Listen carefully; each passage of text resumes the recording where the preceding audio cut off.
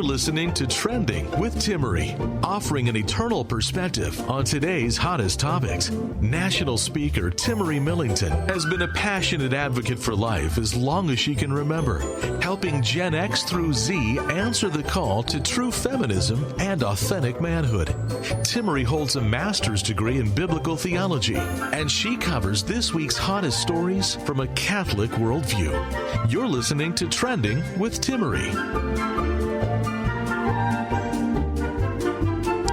It is so good to be with you, and my guest today is so well informed from multiple perspectives on the issue of sexuality, deviations from what we would call kind of your normal heterosexuality, and also knowing what the Catholic Church teaches about sexuality. We're going to be talking about issues such as gender ideology, same-sex attraction, and again, warning for young ears, we're going to be talking about what happens when people engage in same-sex intercourse and kind of how in reality male-female intercourse is the healthiest physically for our bodies and in other ways. So stay tuned, because it's some arguments that you really want to have in your pocket to help people see what is best for them in the long term, and why the Catholic view of sexuality actually really is an answer to what we're looking for in the culture. So don't go away. My guest today is Michael Gasparro. He's a regular here on Trending.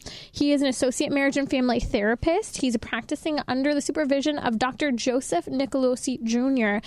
at the Breakthrough Clinic, and he shares his personal testimony as a Catholic man who has come out of same-sex sexuality. And his professional work, he also works as a reintegrative therapist. So he'll share about this as we're working through things today. Welcome, Michael. Hi, Timmerie. Thanks for having me again. Thank you so much for being here. And I always love your perspective on these issues, because you really focus on helping people, whether it's with issues of pornography, same-sex attraction, you name it, to find a path of authentic freedom. And the important thing to remember for your audience to keep in mind is that there are a lot of people who deal with a variety of sexual issues that differ from the most common norm of heterosexuality. And I'm passionate in helping those individuals deal with these sexual proclivities that don't fit in line with their conscience, and helping them live out their conscience according to Catholic teaching. So what are we talking about essentially today, you guys? We're talking about chastity, and chastity is being faithful to your vocation, whether you're married, single, a priest, religious. That's so fundamental to who we are in living our Catholic identity. But in today's culture, Michael, you and I hear this all the time. It's so common, and sometimes it's so convincing. These just super simple slogans, live and let live. I feel like it's so hippie-esque in some sense, but it's so really apparent from the sexual revolution. Ideas like love is love, sex is fine, anything and anywhere and whatever you want to do as long as there's consent. These arguments we hear that people think are just the greatest justification for alternative lifestyles that are harmful is what is really kind of become the norm in our culture. What are your initial thoughts when you hear simple arguments like this, even from your patients? Well, for many people, their experiences do not equate to the phrase love is love. So when they engage, my patients engage with their same-sex behaviors or their behaviors towards fetish sexuality, which we can discuss more at another time if you're interested, it often causes internal distress.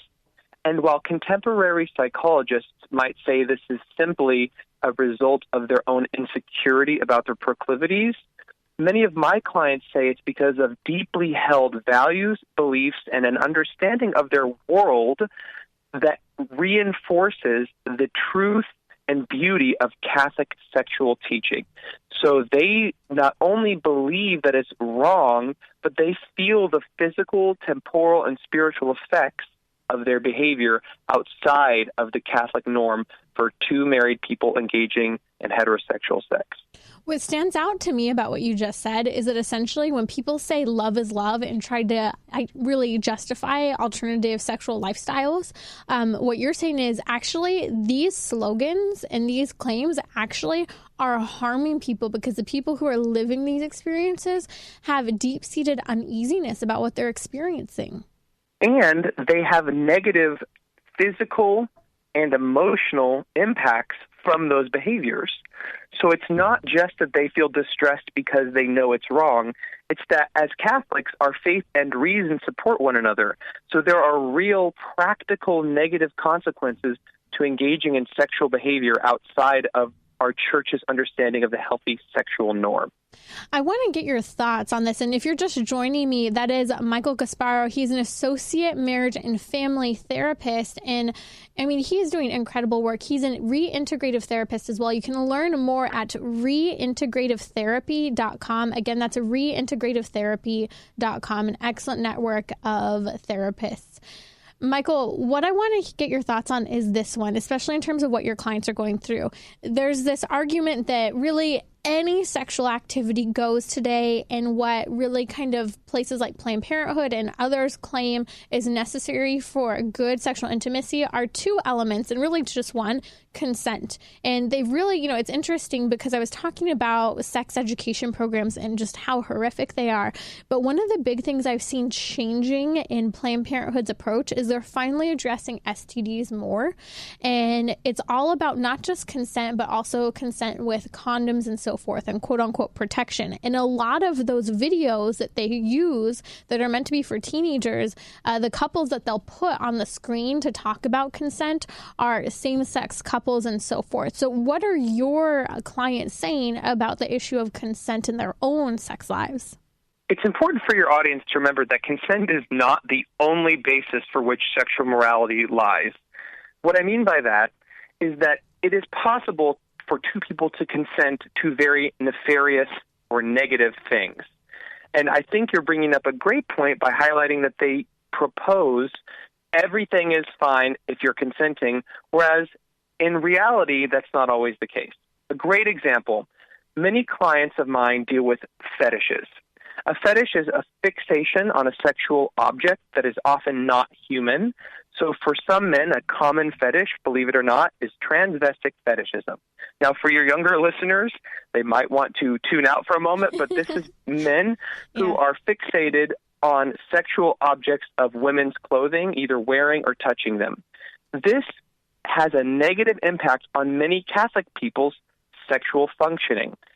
If somebody's consent alone merited that as a good thing, then my clients wouldn't need help, but they need help because it's distressing and negatively impacting their marriages when they are only able to sexually function utilizing a fetish object to support their sexuality.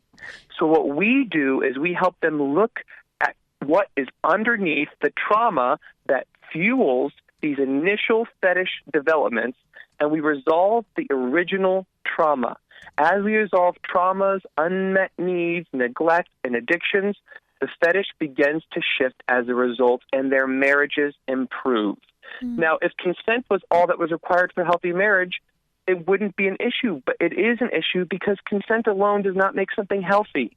Transvestite fetishism is unhealthy. And I want to talk to that point just for a second. If you're listening, maybe this isn't the right episode to be listening to, given your current circumstances and who might be around. So please don't give up on this episode, because there's some important information that will really help you better understand not just the Catholic Church's teaching on all sexuality, but why aren't people getting married today? Why are people having less sex? And why is the same-sex issue such a big deal? So you can head over to radiotrending.com.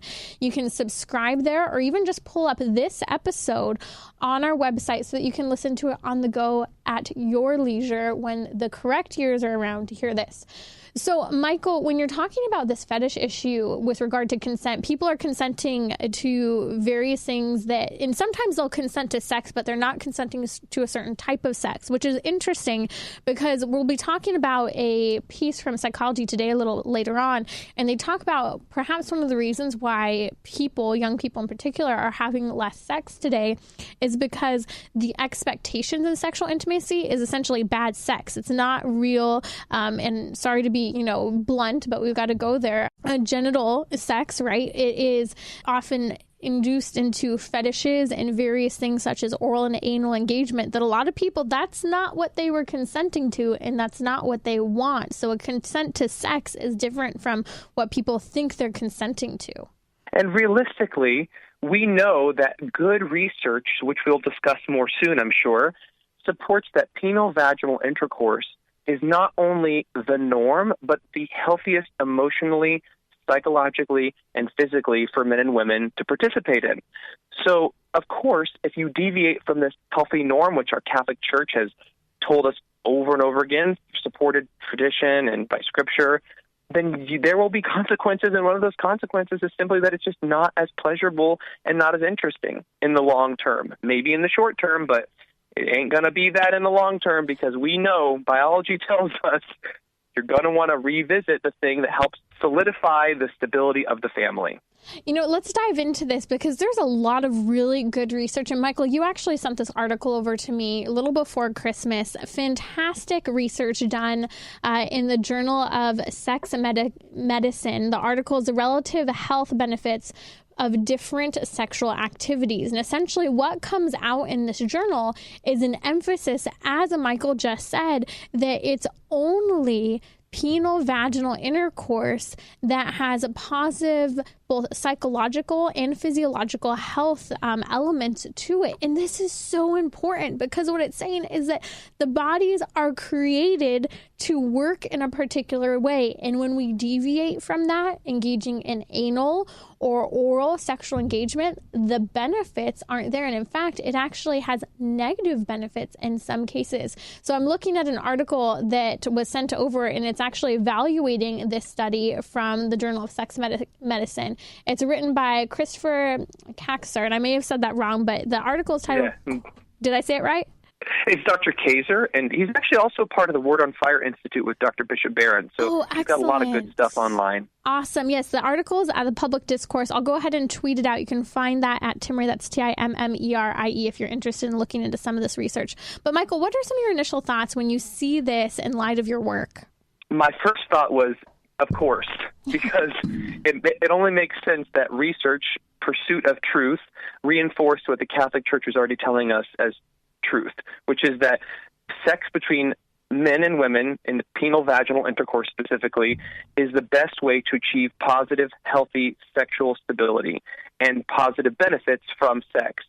And my other reaction was, there's no shortcut to true, good, and lasting healthy sexuality. There's just no shortcut.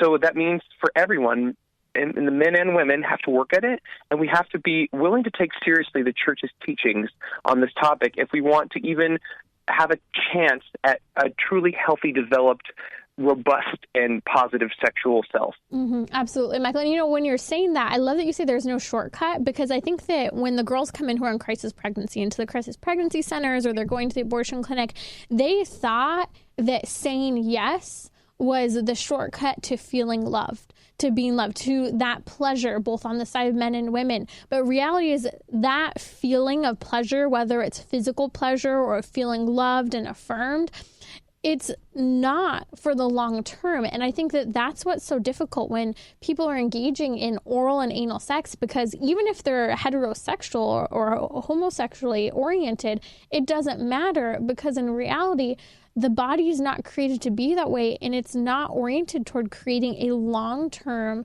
commitment that is faithful. Absolutely. And I have found in my own moments of temptation in my life, because we all have them, that it's often a shortcut I'm looking for. What will help me feel good in this moment right now?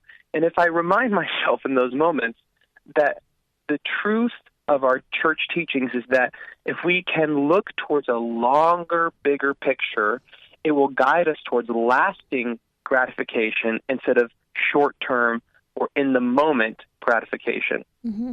Absolutely. Let's talk about masturbation. I know we kind of have to go there because it really is important to this issue. And a lot of people go, whoa, okay, what are we talking about? And a lot of people actually don't know the church does have teaching on masturbation, and you guys, it's a no-go. And this is what's problematic, because I was actually taking one of Planned Parenthood's sex education quizzes online the other day, and you could put in what age you are. And it was really interesting to me because I ended up putting in that I was 13 at one point and 17.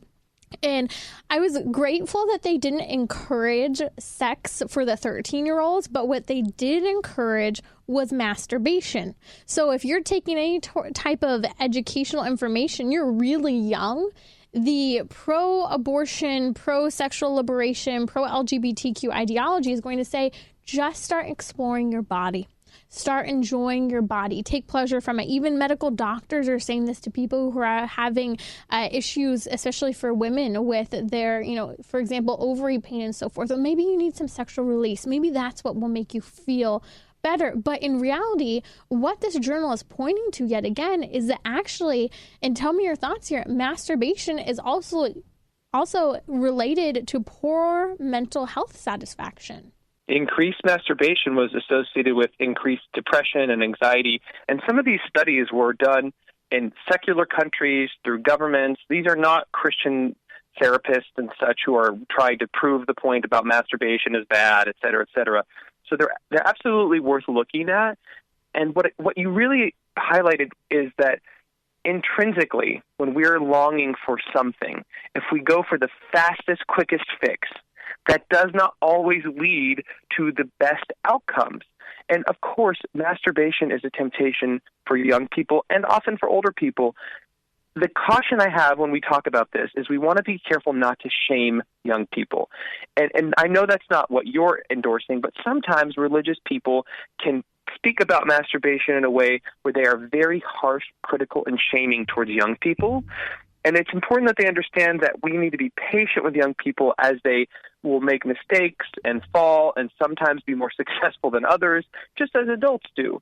And so that's the thing that I think we can do to really counter some of this negative stereotype about religious people, is that we stand for truth. We know masturbation isn't helping young people. It's not helping their mental health outcomes. It's not helping them explore their sexuality, as they say. It's really turning people inward, decreasing social output and having negative possible effects on mental health. So we want to encourage people to look at this as a yes to something else and not a no to masturbation. It's a yes to chastity. It's a yes to freedom. It's a yes to being able to engage in a way that's healthy and not encouraging young people to turn inward on themselves and only focus on their own sexual pleasure. Well, and some of the things people aren't talking about, and if you're just joining us, that's Michael Gasparro. He is working at the Breakthrough Clinic and is doing awesome work as a reintegrative therapist. You can learn more at reintegrativetherapy.com. What I was going to say is that people also aren't talking about that many men are having a difficulty performing anymore. And we are seeing advertisements all the time for things like Viagra, among the other newer ones. I don't watch as much television as I used to, so I'm sure there are others being advertised, especially if you turn on the sports channel, which is really interesting. And part of the cause for that is the increase in masturbation that isn't even making people happy. So the question is if, like Michael's saying, if we're going to say yes to our sexuality, it's not just yes to momentary pleasure, it's yes to both now being faithful to yourself in whatever lifestyle or whatever state of life you're in now, but to your vocation as, one day you're going to be married. And do you want to have, a decrease in ability to engage in true lasting sexual intimacy with your lifelong spouse? And many of my clients need help overcoming the habit of masturbation. And so there are many men and women who are sold a bill of goods as teenagers. They're told, just explore your body, just do whatever you want, it's fine, it'll just fade with time. And really, when they become adults, they're addicted to behaviors that are isolating and that are disconnecting them from real sexual intimacy with a partner one day. So there are real consequences, and pornography is often accompanying masturbation in today's world, let's be honest. So porn and masturbation become a habitual issue that deter people from functionally developing a healthy, adult, heterosexual, integrated self. And they need help. So again, if people need help with this, not only are spiritual measures in place in our churches that can help you, but there is psychological resources and support available through places like the Breakthrough Clinic, where we help people overcome addiction by looking at whatever traumas, behavioral addictions, neglect, or emotional regulation issues are contributing to these habitual experiences. And I just want to emphasize one more time, we're talking about, this research is totally secular, coming from all over the world, emphasizing that it's only penal vaginal sexual intimacy that shows the benefits, both physically, psychologically, mentally, all of these elements that have positive side to it. And the reality is that we can take that one step further, and it's actually people who are married and engaging in heterosexual sexual intimacy that are experiencing the most sexual satisfaction in their relationships and feeling the closeness that they long for. Why would we go for something less than that, especially in a time where mental health is such an issue, Michael? People are seeing this increase in depression and anxiety. I think it's because people just don't know what sex is for, and that it actually really does matter. And that study you're mentioning, the article with several studies actually listed, highlights that penal vaginal intercourse unencumbered by contraceptives is actually the highest and most likely to achieve these positive mental health, physical health, and sexual health benefits. So no surprise to Catholics, there are negative impacts of contraceptives being utilized in penal vaginal intercourse. Right. Well, so we're talking about barrier methods as well, because a lot of people say, okay, I'll agree with you on hormonal contraceptives and so forth. I see, the ability to act as an abortifacient, the harm toward women, but why can't I just use a condom or another barrier type of method? And this is where a lot of the studies come out. And I said this a couple weeks ago on air, and we've got to be really blunt. But when a man does not release inside of a woman, there is a difference in terms of what the man experiences in terms of orgasm, in terms of the connectedness and bondedness. There's a really big difference. And so whether people are using a pull-out method or a condom, that satisfaction and those benefits are not there in the same way. And I think that people know this intuitively. This is something that I even heard Martin Luther once wrote about in some of his early writings, ironically, even though he left the Catholic Church. So this message is probably faith-wise. There's a lot of people that think this and intuit this, but they're afraid to put it to words because it's almost taboo to be against contraceptives today. So I think it's important that as Catholics we're bold and we stand boldly for the truth of this, and we talk about it with enthusiasm. And even sometimes, I know, Timmerie, it can be awkward, but if you're with close friends and there's an open, honest conversation about sexuality, talking about it in a lighthearted way can help make things less awkward, too. And jokes can help a little bit, but it's important to remember that we want to talk about it in a way that's not like naysaying, finger-wagging, but that's exciting and celebratory. Like, think of how awesome it is that if you have sex with your wife and it's not encumbered with contraceptives, it'll be joyful and complete, and it'll lead you to these awesome health benefits, and it'll be open to life. And we can speak about it in a way that's positive and not so naysaying, as it were. That's Michael Gasparro. You're listening to Trending with Timmerie. And Michael, you might find this as well. I'll find sometimes I'll be invited into a conversation or a certain situation because maybe there's a debate having to do with sexual intimacy, and people know, the cuffs come off. Timmerie's going to talk about this and be blunt versus everyone else is kind of like cowering because, their modesty is there, which is a good and beautiful thing.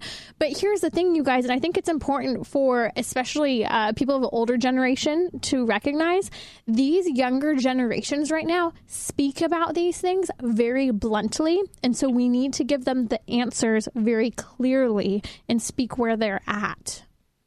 I agree, and euphemisms aren't as helpful when porn hardly utilizes euphemism. Yeah. So much of this sexuality people are exposed to is through graphic internet pornography, and yet we're afraid to say words like orgasm. Or sex, we can't settle for or sex. We can't settle for being broad and unclear whenever the internet is quite clear with their version of the story. And you know what I hear very often, and it's actually something I hear as a compliment to you when you're on as well, is that it's refreshing to hear such a clear conversation that isn't kind of afraid of going there in the conversation, because the reality is that these questions surrounding sexuality are actually becoming very tricky, and we're having to have conversations that people weren't having before.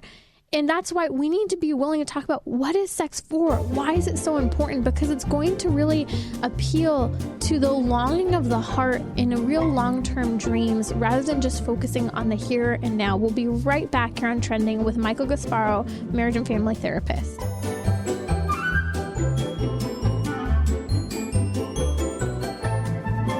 Timmerie will be right back. Send her a tweet at Timmerie. That's TIMMERIE. You're listening to Trending with Timmerie, where morality and culture meet, offering an eternal perspective on today's hottest topics. We are back. A topic for not so little ears today, so feel free to catch the podcast later on at radiotrending.com. You can also listen, if you're listening on Relevant Radio. Relevant Radio has all of the episodes of Trending available online, even the ones that they're not airing throughout the week. So if you miss an episode, just head over to relevantradio.com. I have with me today Michael Gasparro, and we're going to be talking about why are our young people having less sex than ever before. I'm really looking forward to getting his keen insights as a marriage and family therapist. But first, a message from our sponsors. Solidarity Health Share is simple to help pay for affordable, quality health care. They enable the community to share in each other's eligible medical expenses. You choose the doctors that you want to see. Even integrative and alternative medical treatments are eligible. Solidarity Health Share helps pay for NAPRO technology and costs associated with natural family planning. Solidarity Health Share is dedicated to both faith and your health care. Information is available at solidarityhealthshare.org. That's solidarityhealthshare.org. Michael Gasparro is here. Michael, when you hear this, what are your first thoughts? Young people are having less sex than ever before. What do you think's causing this? First of all, I was surprised to hear this, quite frankly, because it doesn't seem always like that is the case. But then when I thought more about it and I read the article in discussion, I actually am not surprised. The air quotes hookup culture is pretty common today, but that fosters a lot of deep-seated insecurity and fear and uncertainty about sexual relationships. And my thought is that if people were in more stable, long-term relationships, namely heterosexual marriage, they would be having a lot more sexual activity in their life, because that type of a relationship fosters regular and consistent intercourse. Absolutely. And I think that that's what's interesting is that there's also a lot of information indicating that even married couples are having less sex. Now, I'll throw one piece in there, and I want to get your thoughts on this as well. I know that since both pornography and contraception have really been the law of the land, we see that a woman's body's in a state of pseudo-pregnancy, and it actually decreases her libido. Not only that, this is what else is interesting. Anxiety and depression medication also decreases libido. You know, kind of engaging in masturbation, all these different things decreases a person's sex drive. And so in some ways, it's not that surprising to hear that even married people are having less sex than ever before. And many of my clients that I work with as a therapist struggle with pornography addiction, whether they're heterosexual or they have same-sex attraction and they have pornography addictions, or if they have a fetish and they have some addiction to that kind of a masturbatory experience. Many of them utilize these addictive behaviors as ways of avoiding sexual intimacy. Now, it might not be intentional that way, but as a result of their inability to overcome these addictive issues, they have avoided serious relationships that could have developed into long-term, stable, sexually fulfilling heterosexual marriages. I really think that there are some really key insights that came out. So I'm looking at this article from Psychology Today, and it points to various things that this author, I'm looking at Bella DiPaolo, is saying she sees as being problematic for why people are having less sex, specifically young people. And some of those include, and I thought this was interesting, pressure from parents and how, parents even of their college students are putting a lot of pressure on young people today to perform. And so people, and sadly, it's not just that they're having less time for a sex life. I think more importantly, it's showing they have less time for friends because they look at friends as getting in the way of their future. And it's not just that the culture is fueling that in terms of you've got to get a job, you've got to get straight A's. It's that sometimes parents are fueling this lack of connectedness as well. And I think it's important for your audience to remember, too, that we don't know exactly all of the reasons why people are having less sex, but these are good insights to consider, including that the author of the article cited a study saying that men are masturbating much more than they were 20 years ago, and women increased significantly in their masturbation statistics as well. And what does masturbation do? It isolates us from others. It keeps us focused inward instead of focused outward. You know, it's interesting because I know sometimes statistics go over our heads, but the rate of increase in masturbation has been huge. We've seen between 1992 and 2014, I mean, the rate has doubled for men in terms of the number of men masturbating, and it's tripled for women. And I think that that's what we can't forget to discuss, you guys, is women are struggling, especially young girls, with pornography and masturbation as well. I was just talking to a client of mine at the Pilates studio the other day, and she was talking about how when her daughter went into middle school, she asked her mom, "What's porn?" She said, because I was talking to some of the girls at school, and they were all talking about how they watch a lot of porn. These are middle school kids we're talking about, and a lot of people just want to dismiss porn as being a man's issue. But the exposure is happening younger and younger, and it's being so common for these sexual deviancies now to be fostered in young women as well, fostering this LGBTQ movement and lifestyle. And it wasn't long ago that people considered masturbation, especially habitual masturbation, as a sexual dysfunction of sorts. So it's interesting that it's becoming the accepted norm to encourage unabated, all-encompassing masturbation at a young age. Mm-hmm. It's definitely not part of our Catholic understanding of the world and what we think is best for people, but it is being pushed at an alarming rate to young people across the country. The masturbation issue, you know, we have to keep coming back to it. And I know this is one where people start to squirm, but I want to tell just a little story about this as well, because we've got to be willing to talk about how it's not okay.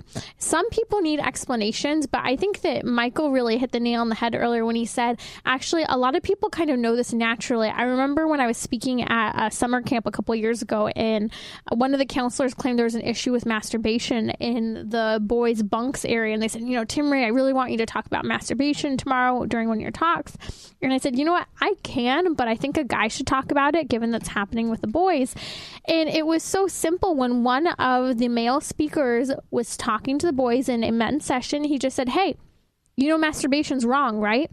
And some of them were like, wait, really? We didn't know that. And he's like, yeah, so just don't do it. And to them, they're like, oh, okay. Like sometimes we don't have to go into an in-depth explanation. There's shame that is naturally associated with sinful behaviors. And sometimes we know we just need people to help affirm and tell us that. It's like reading a good business book on leadership. A lot of the times there are things that we inherently know, but we just need to be told still. And it's also good to remember, too, that not every young boy or young girl is doing those things for the same reasons. Some people are more inclined to utilize masturbation because of, as the Catechism says, a proclivity towards anxiety or other issues. So any situation with young people in masturbation is going to be unique. But you're right, speaking to the larger population of just helping inform their conscience can be a good start. Look, this is not something that our church says is right. And then if they want to have a deeper conversation, you can go from there. But it's good to remember that there are unique circumstances to take into consideration so that we talk with gentleness, too, for some people who are really struggling with this issue along the way. Here's one of the things that the article in Psychology Today talks about. Michael, and I want to get your thoughts. I personally think when she's talking about this article, she, you know, is throwing all this information out there, both as a psychologist, but also, you know, we always throw our opinion in some ways. And it's interesting because, you know, one of the things that's mentioned in a book that she's pulling data and information from is the claim that Americans, although they've ditched kind of a lot of traditional viewpoints, having a lifelong partner, basically a marriage, is still a strong indicator of overall well-being. She kind of says, I disagree with it, but doesn't give any arguments, essentially. Michael, what are your thoughts in talking about how marriage is still what is showing that makes people healthier, happier, you know, stronger in the long term, live longer lives? I think the burden of proof rests on her to prove that that is not the case. Right. So I think that it's a bit absurd that she makes this claim without a lot of solid data or evidence to support it. We know as Catholics that the family is the building block of society, and that supporting and strengthening the family, which includes having a healthy sexual relationship with your married partner if possible, is an important part of that bond, because not only fosters intimacy, but it fosters the procreation of children. So for someone to say that that is unimportant or somehow not healthy is so patently absurd, it almost doesn't even merit discussion, except for to say, prove it. Yeah. If you're going to make that claim, you better come with some strong points along with it. She doesn't prove it anywhere, and that's where I could tell, someone's a little too single and unhappy in this instance. You know, I think she was kind of justifying a lifestyle, and that's why even when you get advice from people, you always have to really scrutinize it in some ways. You know, think about what's being said. Don't just take what the church teaches, but understand what it teaches.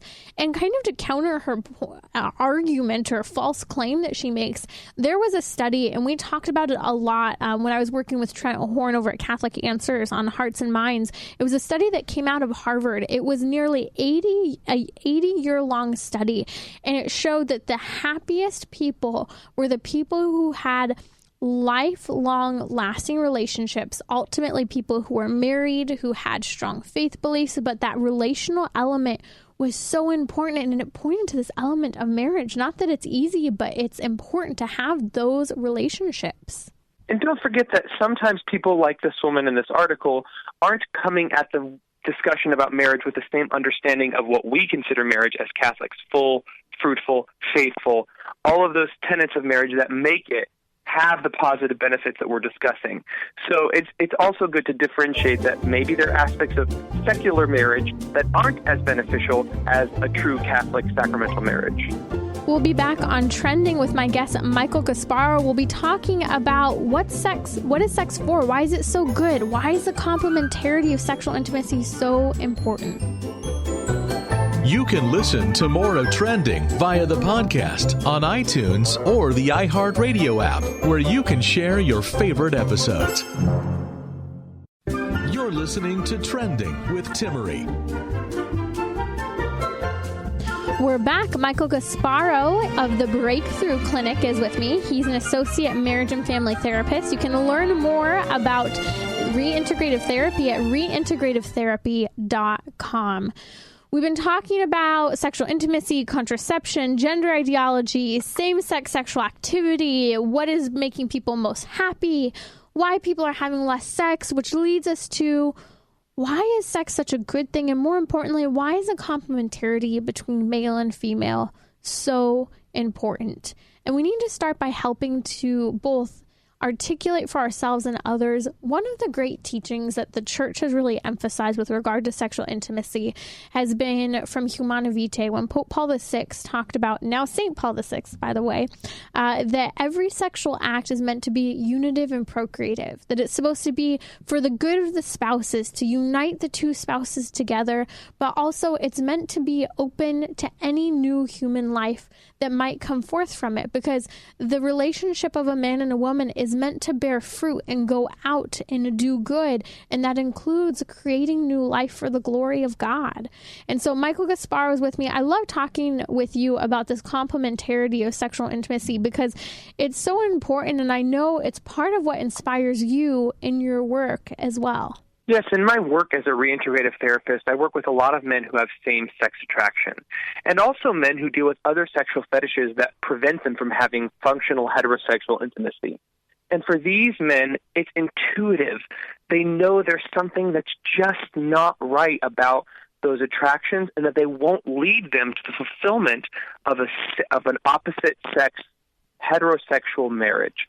And so it's something that, while at the macro level, the large level, societal scale, we often talk about, to the clients I know and work with each week, they need help to find their way back to that established norm. And for somebody that is experiencing disorder or sexual chaos, as it were, it's so clear about the complementarity because they sense how off the opposite is. So for someone who's never dealt with anything other than, let's say, a more ordered heterosexual desire, they might have a harder time viscerally understanding just how destructive alternatives can feel. Well, and it's interesting because we started the show talking about how it's only penal anal sexual intercourse that brings about, good health outcomes, psychological health outcomes, and so forth. But when you look at the culture, they are proposing two ideologies that are really becoming one, and that is of gender ideology and radical feminism. Gender ideology, the LGBTQ issue, is rendering sexual intimacy infertile because it's engaging in anal intimacy that doesn't work that way and posing a lot of health concerns. And then radical feminism is posing that sexual intimacy is infertile as well because it's either engaging in anal oral engagement or it is engaging in contraceptive sex. But the reality is that it's creating a heart problem in our culture. And we're seeing this with the older generations all over the world. I mean, go to Hungary, go to Italy, even come here to the United States and speak to someone who maybe only had one or two children. They will tell you, I wish I had more children. I wish I focused more on relationships. I wish I had a lasting marriage. These are the longings of the hearts of our people who have gone through this and wish they had it. And penal vaginal intercourse between married couples fosters these societal building blocks that are also a part of sexual intimacy and its function. So the church cares about the individual's sexual pleasure, the individual's procreative experience with their family, but the church also cares about functional, healthy societies.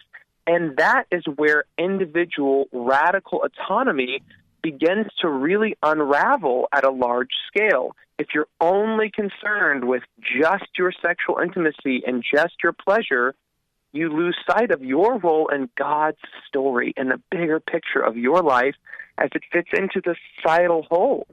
Let's talk, Michael, a little bit about the complementarity. That's Michael Gasparro of the Breakthrough Clinic. You can learn more about him and his work at reintegrativetherapy.com, which he is a member of as an associate therapist. Complementarity, I think when we think of sexual intimacy, or let's say the sexual urge, intimacy, this desire for intimacy actually points to complementarity, and it points to this desire for what is other, and not just, someone else, but someone that's other than me, that's different than me, that complements me. When you're working with your clients, it sounds like they're really longing for that otherness, and they want to get that longing for that otherness back in terms of, searching out, especially because you work with men, the complementarity of a woman. Can you speak to that? For many of the men I work with, they have often felt too much familiarity with the realm of the feminine and struggled to adapt to their identity as belonging in the world of the masculine. So as many of them come over time to be a greater awareness of their masculine identity and their God-given masculine wholeness, they then find more intrigue and mystery and a desire to pursue the world of the feminine through heterosexual engagement. This really stands out, and I know you and I have talked about this before on the show, where Dr. Joseph Nicolosi Sr. in his book, and the name is not coming, How to Raise Your Children. What's the name of the book? I'm not getting it in my head right now. How to Prevent Homosexuality. There we go. A Parent's Guide to Preventing Homosexuality is what it's actually the full title. Thank you. It's controversial, to say the least. Very controversial. And in fact, not even available on places such as Amazon. So you have to do a little bit of research to get that book anymore. It was pulled off of Amazon just over this past year. But it talks a lot about what Michael's saying, in that when especially young boys are, let's say, extremely over-coddled by the mother, separated from the father by the mother, or rejected by the father, and we could go into all kinds of different circumstances, that it fosters this femininity in the man that can cause serious long-term issues. And that's why that desire for sexual complementarity dissipates. And there are a complex combination of these factors of nature and nurture that can lead to this sense of dissociation from a man's heterosexual self. And what we want to do with our clients is to help them address those root causes, like you mentioned, family dynamics, behavioral addictions, And then many times that shift towards heterosexuality comes as a result, and to different degrees for different people, but even still, many clients find that they're able to better understand themselves as a child of God and better accept themselves as they are, even if their homosexual temptations persist to some degree. And so what I want to highlight for your listeners is that there is more than one way to respond to same-sex attraction. While the culture tells you you can only respond by engaging with those homosexual ideas and fantasies, we are here to tell you that the Catholic Church identifies and acknowledges it is your right to respond according to your conscience, and there is help, and my clients deserve the right to seeking that help through spiritual or psychological resources. And I want to name that book, and there are other great books by Dr. Joseph Nicolosi. It's, again, A Parent's Guide to Preventing Homosexuality. I'll post a link to it in the podcast section. If you head over to radiotrending.com and pull up the podcast, you'll see all of the notes. Michael, let's talk about this next level. I think a lot of people are, engaging in this hookup culture or engaging, maybe in an alternative sexual lifestyle that is causing problems.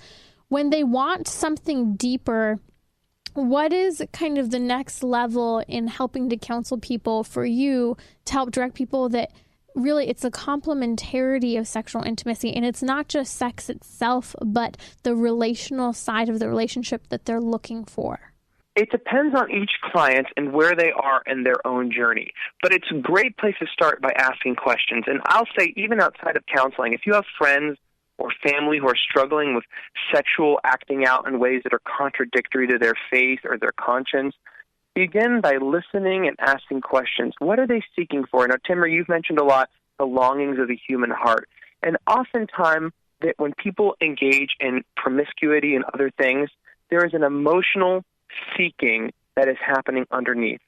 If it's acceptance or a desire for connection, or perhaps to sense that they feel safe or secure, if we can help our friends and family identify what they're looking for with whatever disordered sexual practice they're seeking, we can help them ask a question that will build insight. Where can I get that in a positive way? People need those things, right? They need to feel accepted and loved and connected and bonded and safe. So what we want to do is help them raise their awareness of how to get that in healthier, more sustainable, and morally appropriate ways. And I love the example you gave a while back when you were on the show, where you talk about when someone's looking at pornography and they're in that moment, you kind of have to ask the question, imagine that you're there and you're, just starting to look at the pornography. What are you looking for in that moment? Are you looking, for connectedness? What might it be? These are questions that we can ask ourselves even when we are tempted in certain circumstances. Absolutely. And what is the expression? Wherefore, but by the grace of God go I. I speak about these things with the humility to say that no one is perfect. We're all in this together, and we're here as Catholics to support each other in the mystical body of Christ as we strive to integrate our sexuality into our personhood according to our virtue of chastity. Please head over to reintegrativetherapy.com. You can also find links to the show website, radiotrending.com, for Michael and his work and the awesome counseling that they are giving to people who need this authentic truth surrounding who they are in sexual intimacy in a very broken culture. This has been Trending with Timmerie. To book her to speak or learn more about her guest, visit radiotrending.com. You can listen to more of Trending via the podcast on iTunes, Google Play, or the iHeartRadio app, where you can share your favorite episodes.